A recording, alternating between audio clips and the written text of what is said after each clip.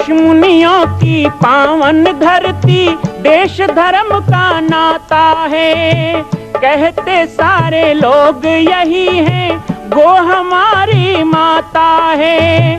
जाग उठो ओ भारतवासी, जाग उठो ओ भारतवासी, गो पर छुरियां चलती हैं। बंद करो गो माँ की हत्या, सारी जनता कहती है। बंद करो गो माँ की हत्या, सारी जनता कहती है।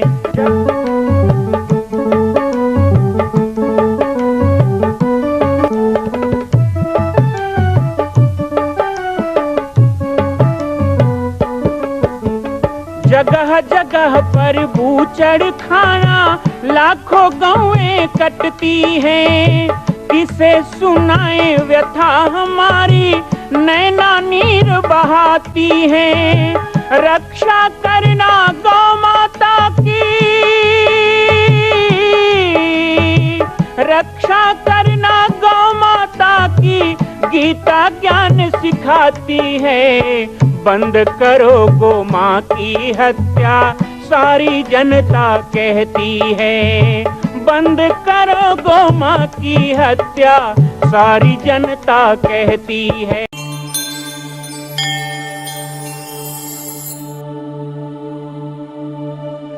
जो आप याद कर सके, वैष्णव जीवन जीने के कला सिखाती है।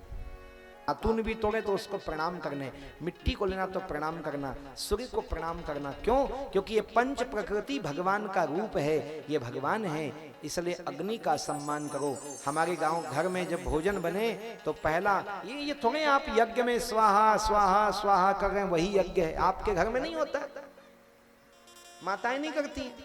भोजन बन जाए तो पहला कौरा अब नहीं डालते हो? वाह, उज्ज्वला योजना वाले कहां डालोगे? एक माता मुझको पूछ रही थी, मेरे यहाँ गैस चूल्हा है, दाग भात लड्डा हूं छेदमन मुदा जही। मैंने कहा कि पहला आग में डालो, चूल्हा होगा तो डालोगे, गैस चूल्हा हम कैसे डालोगे? तो यदि आग ना हो ना तो गौ माता को खिला दो।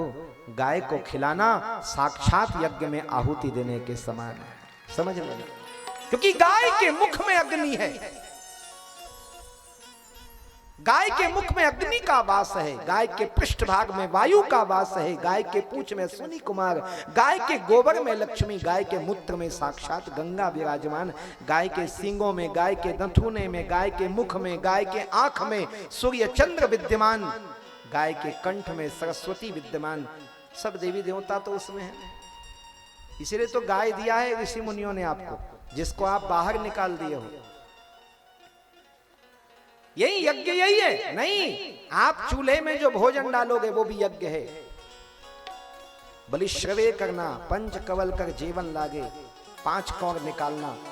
एक गृहस्थ को चाहिए 5 कौर निकाले, अग्नि को देना, ब्राह्मण के लिए देना, पशु पक्षी को देना, गाय को देना, घर में कुत्ते बिल्ली तोता मैना कौवा के लिए निकालना। 5 कौर निकालने की परंपरा है।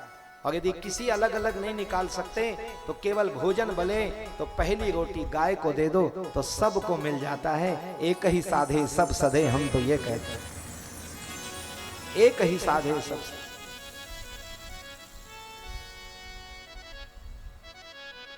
घर में गाय नहीं जिनके, मुझे कई लोग कहते हैं चरण पूजा के लिए घर जाइए, चरण पूजा के लिए घर चलो।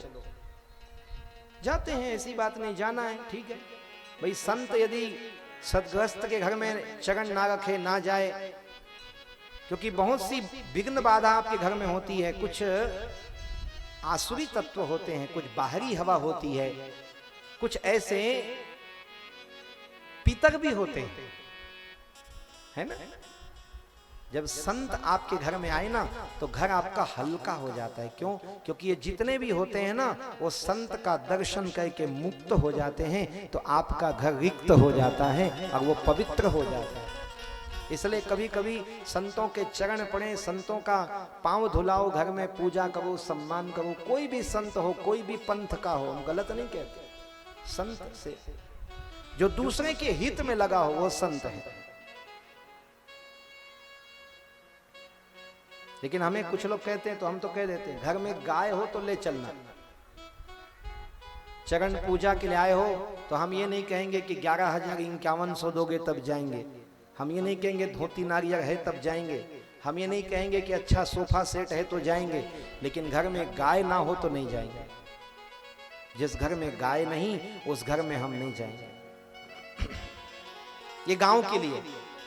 और शहर के लोग तो गाय रख ही नहीं सकते तो क्या करें, तो हम कहते हैं गाय नहीं है तो कोई बात नहीं, लेकिन आपके घर में गाय नहीं है तो क्या हुआ, भगवान की दया से जो कमाई करते हो उस कमाई से एक गाय को पालने का संकल्प लो साल भर, तब तुम्हारे घर जाएंगे गोपालक।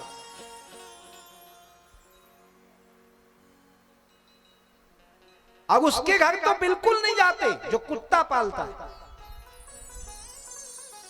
अच्छे बड़े बड़े लोग घर चलो, क्यों धर्म भ्रष्ट कराना, कुत्ता पाल, क्या गलत बोल रहा हूं, गाय पालोगे तो गौ पाल, सुआ पालोगे तो सुख पाल, बोलते हैं ना ऐसे। तो कुत्ता पाले तो उसको क्या पाल बोलोगे, कुत्ता ही पाल तो बोलोगे, कितना इज्जत से और क्या बोल दोगे उसको, स्वान पाल बोल दोगे, ज्यादा होगा। संस्कृत में स्वान पाल, टॉमी पाल, कुल मिला के कुत्ता ही पाल हुआ। गांव वाले मत पालो, शहर की देखा देखी कई गांव वाले, हाँ अच्छा वाला पक्का मकान बनाएंगे तब गाय गरबा बाहर कर देंगे, कुत्ता लाएंगे। ये मैं नहीं कह रहा, हमारे यहाँ जगत गुरु जी कथा किए थे तो वो कहते थे जो कुत्ता को पाले वो कुत्ता, और जो कुत्ता को मारे वो भी कुत्ता। ये मैं नहीं कह रहा हूं। 2015 में जब गोभक्तमाल कथा पाटेश्वर धाम में हुई तो द्वाराचार्य, जगत गुरु द्वाराचार्य श्री राजेंद्र देवाचार्य जी मलुक पीठ वाले महाराज जी ने कथा की और उन्होंने ये बात वहां पे विस्तृत रूप से बताई। क्यों? क्योंकि तुम कुत्ता को पाल के कुत्ते के मोह में रहोगे तो जड़ भरत की कथा भागवत में नहीं सुने हो क्या, मृग पाला तो अगला जन्म मृग का धारण करना पड़ा। तुम कुत्ता पाल के कुत्ते से प्यार करते हो, कुत्ता ही तो बनोगे अगले जन्म में, और क्या बनोगे। गाय पाल के गाय भी बन जाओ तो ठीक है कम से कम। और कुत्ते को मारना भी नहीं चाहिए, उसको जूठा का अधिकार है, ठीक है खतरा है, दरवाजे में उसको रखो, गलत नहीं है, बेडरूम में सुलाने की जरूरत नहीं है उसको। आजकल का आदमी तो इतना गिर गया है, आजकल मोबाइल में वीडियो डालते हैं भाई बकायदा, एक ही थाली में खाते हैं कुत्ते के साथ। आपके लिए कुत्ता है, उसके लिए बेटा है, क्योंकि उसका बेटा कुत्ता हो गया तो कुत्ता बेटा हो गया, क्या करे, कलयुग है। तो मैं आपसे निवेदन करूं, हर घर में, वैसे आशा कर सकता हूं कि यहाँ जितने लोग बैठे हैं उनके घरों में एक एक गाय तो जरूर होगी, पर जिनके घरों में एक भी गाय नहीं है वो पहला काम ये करो, यदि घर में गाय होगी तो वास्तु दोष, पितृदोष, दुनिया भर का दोष तो गाय के रहने से ही खत्म हो जाएगा। तुमको कुछ नहीं करना पड़ेगा, नहीं तो कोई भी ब्राह्मण बता दे, कोई भी ब्राह्मण बता दे काल सर्प योग का प्रायश्चित कैसे होता है, बताएं। मैं प्रमाणित करके शास्त्र से बता दूं, काल सर्प योग किसी के ऊपर हो, मूल नक्षत्र का प्रभाव हो, मांगलिक अमांगलिक हो, पंचक का दोष लगा हो, राहु केतु शनि पूरा कुल परिवार भी उनके ऊपर आ गया हो, तो भी गौ माता उसको पार लगा देती है। अरे जो बैतरनी में मरने के बाद पूंछ पकड़ा के पार लगा देती है, वो ये छोटे मोटे ग्रह को तो ऐसे ही झाड़ू लगा देगी गौ माता। गाय को मित्र बनाओ, गाय को परिवार का सदस्य बनाओ, घर में गायें रखो। संत घर में आए तब जब घर में गायें हो। 5 प्रकृति को नहीं दे सकते तो गाय को दे दो।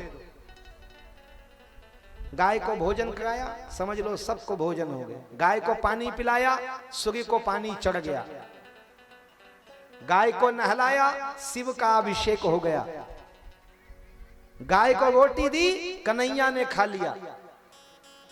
गाय की परिक्रमा कर ली तो समझ लो तुमने कैलाश पर्वत की परिक्रमा कर ली।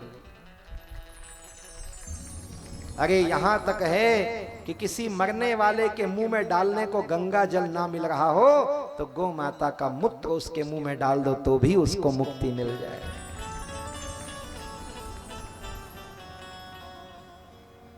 ऐसी गाय घर में नहीं है। कुछ लोग कहते हैं ट्रैक्टर से काम चल रहा है तो बैल क्यों रखें, डेयरी सोसाइटी दूध से काम चल रहा है तो गाय क्यों रखें।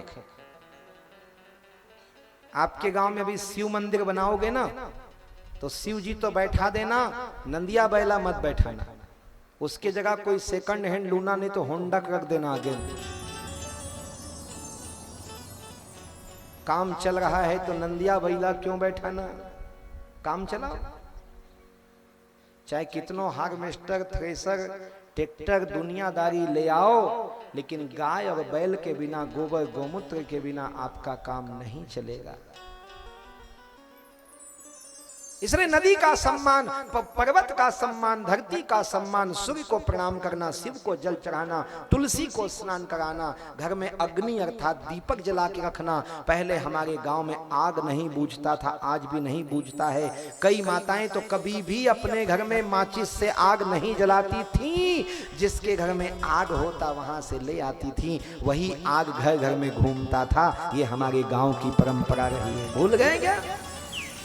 आग जलाया नहीं जाता था, आग बांटा जाता था। इस चूल्हे से उस चूल्हा, आग बांटा जाता था।